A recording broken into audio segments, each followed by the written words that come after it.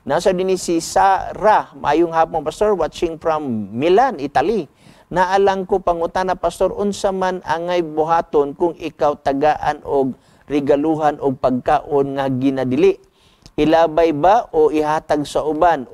Og makasala bata kung mubayad og mamasahi sa adlong igpapahulay. So meaning mo pliti.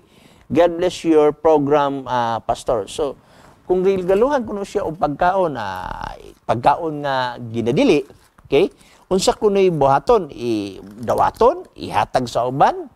So kana imong punto igsuon, susama usab diri sa naas bala ang kasulatan sa Deuteronomio kapitulo 14 bersikulo 21. Dili ka magakaon sa bisan unsa nga mamatay sa iyang kagulingon. Okay?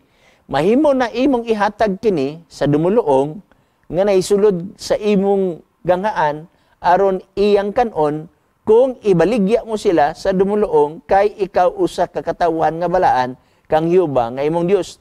Dili mo okay, ngani namoy balaod sa Old Testament nga kung ang usa ka mananap namatay siyang gugalingon, meaning wala mo ula og dugo, wala ta kabalo, nganong namatay, nabalatian, nahikog ba, basta wala mo ula ang dugo, bawal na nga kaunon sa balaang nga kasulatan.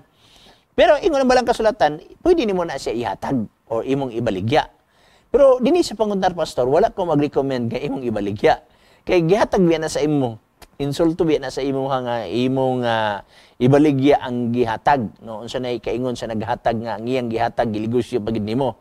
So ang ako advice, ihatag nimo sa mga taong kumakaon ana. Sa mas balang kasulatan, ihatag sa mga taong kumakaon. O baka kung di siya kakita aron di siya mainsulto, imo ipakaon sa imong mga ero. Ipakaon nimo sa imong mga baboy o unsa baka. So kay mo man trabaho sa baboy, tigkaon man na sa mga basura, no?